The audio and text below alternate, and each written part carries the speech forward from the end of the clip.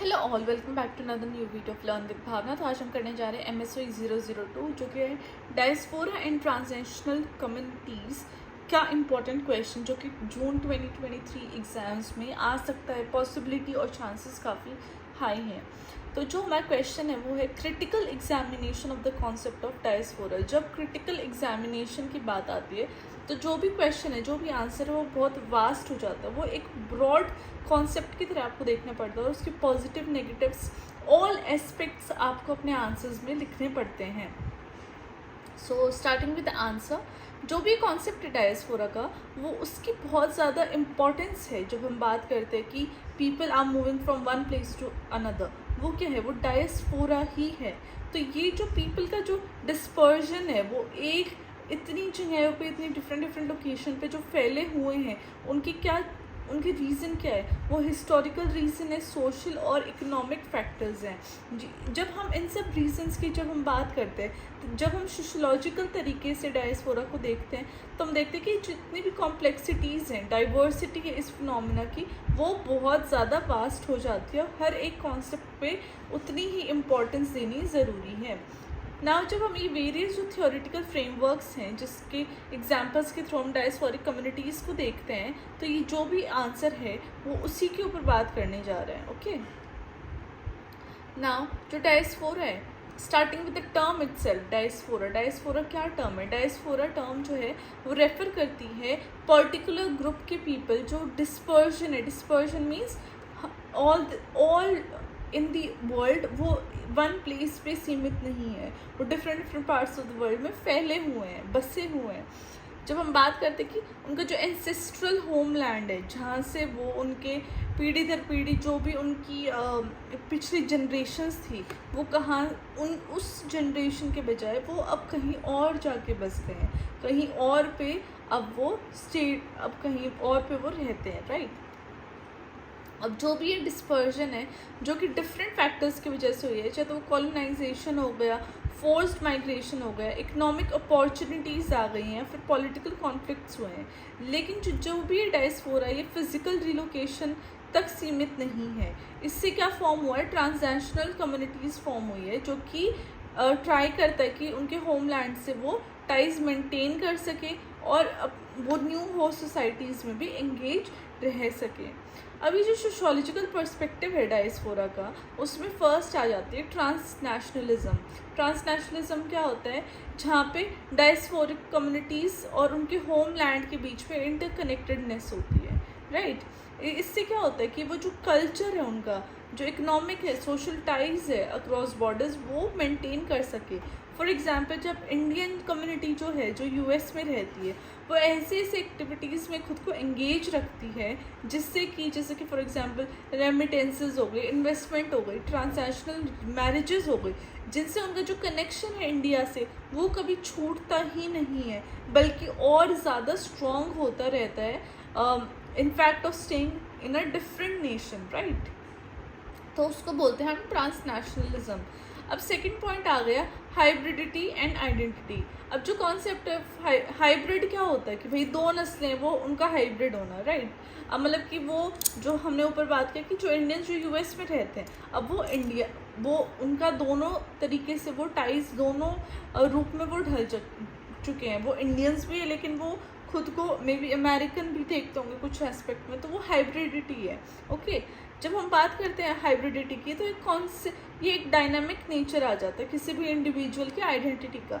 जब एक individual diaspora community में आ जाता है तो वो क्या देखता है कि जो उसका एंसेस्ट्रल होमलैंड और होस्ट सोसाइटी है वो एक unique cultural hybrid identity form कर देता है। जो अफ्रो कैरिबियन डायस्पोरा है फॉर एग्जांपल, उसने hybrid cultural form such as reggae music and Rastafarianism को रिफ्लेक्ट किया है, जिससे कि उनकी कॉम्प्लेक्स हिस्ट्री और एक्सपीरियंसेस दिखते हैं। यहाँ पे हमने किसकी बात की, अफ्रो कैरिबियन डायस्पोरा की। ओके, तो ये छोटे छोटे एग्जांपल्स है। अगर आप मतलब कि इसको आप लिख के हाईलाइट करते हो तो एग्जामिनर को लगेगा yes this person knows about this topic, तो आप ये लिख सकते हो, राइट। ये छोटे छोटे एग्जाम्पल है जिनको आपको लर्न करना है। थर्ड पॉइंट आ जाता है सोशल नेटवर्क। सोशल नेटवर्क कैसे, जब हम सोशल नेटवर्क की बात करते हैं तो हम किसके ऊपर फोकस करते हैं, connection and relationship with in diaspora community. अब जितने भी नेटवर्क जो बने हैं वो कैसे बने, सोशल सपोर्ट और इन्फॉर्मेशन शेयरिंग के ऊपर ही बने, जहाँ पे अपॉर्चुनिटीज है फॉर कलेक्टिव एक्शन। जब बात करते हैं हम चाइनीज़ डायस्पोरा कम्युनिटीज़ की, तो वहाँ पे हम देखते हैं कि उन्होंने एक बहुत एक्सटेंसिव बिजनेस नेटवर्क फॉर्म कर लिया है, जिससे कि वो ट्रेड एंड इन्वेस्टमेंट करते हैं अक्रॉस द ग्लोब, है ना। अब चाइनीज़ भी सारी जगह फैले हुए हैं, तो वो अपनी कम्युनिटी से अपना जो सोशल नेटवर्क है अपनी कम्युनिटीज़ के साथ वो होल्ड करके रखते हैं, ताकि जो उनका ट्रेड है, इन्वेस्टमेंट है, उसमें भी काफ़ी ज़्यादा उनको हेल्प होती है, राइट। तो चाइनीज़ डायस्पोरा भी एक बहुत इम्पॉर्टेंट डायस्पोरा है ऑफ द वर्ल्ड। अब नॉट टॉकिंग अबाउट एग्जाम्पल्स, आप एग्जाम्पल दे सकते हो डिफरेंट डायस्पोरा का। जूइश डायस्पोरा के ऊपर तो इनफैक्ट मैंने पूरा एक असाइनमेंट का क्वेश्चन था, वो मैंने पूरा अटेम्प्ट किया हुआ है, आप वो ज़रूर देखना, क्योंकि जूइश डायस्पोरा भी एक इंपॉर्टेंट टॉपिक है एग्जाम के लिए। वो मैं एंड में, वीडियो के एंड में लिंक कर दूँगी, तो आपको मिल जाएगा उसका आंसर।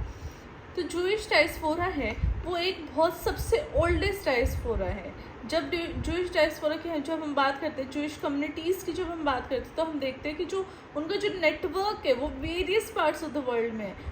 यूरोप में भी है, नॉर्थ अमेरिका में भी है, मिडिल ईस्ट में भी है। ये कम्युनिटी अपने कल्चरल प्रैक्टिसेस, रिलीजियस ट्रेडिशन और कलेक्टिव मेमोरी को प्रिजर्व करके रखते हैं, ताकि वो और जो अपकमिंग जनरेशन है उनके अंदर वो सारी चीज़ें आ सके। उनका जो कल्चर है, उनकी जो रीति रिवाजें हैं, वो कहीं पे गुम ना हो जाए, वो कहीं पे पिछड़ ना जाए। Okay, now talking about African diaspora. जो अफ्रीकन डायस्पोरा वो कहाँ से रिजल्ट हुआ, from the transatlantic slave trade and subsequent migration pattern. आपको जैसे पता है कि African were the biggest slaves in the market. Okay, तो वो स्लेव ट्रेड और जब उनका सब्सिक्वेंट माइग्रेशन, उनके जो पैटर्न्स होते रहे, तो जितने भी अफ्रीकन थे अमेरिका में, यूरोप में या फिर other parts of the world में, उन्होंने सोचा कि हमारे जो कल्चर है, जो हमारे जो सोशल लैंडस्केप है इन रीजन में, उनको हम एक यूनिक कल्चरल एक्सप्रेशंस दे देते हैं, जिससे कि उनकी Afrobeat music and civil right movement शुरू हुई। तो ये सब जब डायस्पोरिक कम्युनिटीज़ के अंदर जब कलेक्टिवनेस आती है ना, कॉन्शियसनेस आती है, तब ये सारी मूवमेंट्स, ये सारे उनके कल्चर को प्रोटेक्ट करना, राइट, ये सारी चीज़ें निकल के आती हैं, ये सारी मूवमेंट्स निकल के आती हैं। Third is Indian diaspora. अब इंडियन जो डायस्पोरा वो लार्जेस्ट है ग्लोबली, क्योंकि काफ़ी सारी पॉपुलेशन यूएस में भी मिलती है, यूके में भी और कनाडा में भी। इंडियन डायस्पोरा कम्युनिटीज़ जो है वो स्ट्रॉन्ग इकोनॉमिक नेटवर्क्स बना के रखती हैं, वो अपने होमलैंड की डेवलपमेंट में इन्वेस्ट करती है और कल्चरल डाइवर्सिटी में भी कंट्रीब्यूट करती है, ठीक है, ऑफ द होस्ट सोसाइटीज़, जहाँ से वो निकल के आए हैं वहाँ की अपलिफ्टमेंट में, और जहाँ पे वो रह रहे हैं वहाँ के अपलिफ्टमेंट में, दोनों तरीके से वो इन्वेस्ट करते हैं। उनकी जो इंडियंस की जो प्रेजेंस है, जो कि एक्सचेंज ऑफ आइडियाज़ के थ्रू वो शो करते हैं, नॉलेज के थ्रू, टेक्नोलॉजी के थ्रू वो शो करते हैं, वो इंडिया और अदर कंट्रीज़ के रिलेशन भी मेंटेन करने में हेल्प करती है। ओके, अब लास्ट में nothing else, I have just concluded this answer कि कैसे जो डायस्पोरा है वो एक critical examination of the valuable insights and complexities and diverse experience of disperse community. जब हम बात करते हैं transnationalism to hybridity and social networks, तो सोशोलॉजिकल पर्सपेक्टिव ही इन सब चीज़ों के ऊपर लाइट डालता है, इन सब चीज़ों की इंपॉर्टेंट जो पॉइंट है, इंपॉर्टेंट जो कॉन्सेप्ट्स हैं, उनको हाईलाइट करता है। जब हम ऐसे एग्जाम्पल देखते हैं कि Jewish diaspora, African, Indian, Chinese for that matter, तब हम देखते हैं कि इन सब कम्युनिटीज़ का कितना एक हाई इम्पैक्ट है on the multiple aspects of the society, चाहे वो सोशल हो, पॉलिटिकल हो या इकोनॉमिकल एस्पेक्ट ऑफ सोसाइटी का। इसलिए जो भी एग्जामिनेशन जो हमने लाइक थ्रू द एग्जाम्पल्स जो हमने की है, वो एक डीपर अंडरस्टैंडिंग देते हैं डायस्पोरा रिलेटेड टर्म या जो कम्युनिटीज़ जो इतनी डिस्पर्स्ड है उनके बारे में, और कैसे ये जो हमारे प्रेजेंट वर्ल्ड है, राइट, इसको शेप करते हैं, इसमें चेंजेस लेके आते हैं, इसमें बेटरमेंट होती है ना। उन सब चीज़ों के ऊपर हम थ्रू डायस्पोरा ही हम बात कर सकते हैं, क्योंकि ऐसा तो है नहीं कि जो यूएस में डेवलपमेंट हो रही है वो सिर्फ यूएस सिटीज़न ही कर रहे हैं। नो, जो भी डायस्पोरा हुई, जितनी भी डायस्पोरिक कम्युनिटीज़ है, फॉर एग्जांपल इंडियंस ही जो वहाँ पे, उनका भी तो बहुत बड़ा हाथ है, राइट। तो इसलिए जो कंटेम्प्रेरी वर्ल्ड में जितने भी चेंजेस आ रहे हैं, राइट, उसको अंडरस्टैंड करने के लिए डायस्पोरिक टर्म को, डायस्पोरिक कम्युनिटीज़ को जानना बहुत ज़रूरी है। So this was it for the question. मैं फिर से बता देती हूँ आपको कि इंट्रोडक्शन लिखना बहुत इंपॉर्टेंट हो जाता है, then your body, and conclusion is also very important while writing your answer. मैं एक वीडियो जल्दी से उसके ऊपर भी लेके आऊँगी कि how should you right your answers for good marks, है ना, ताकि आप मैक्सिमम मार्क्स गेन करो, आप कोई भी पॉइंट छोड़ो नहीं, राइट। तो उसके ऊपर भी एक वीडियो बहुत जल्दी आएगी।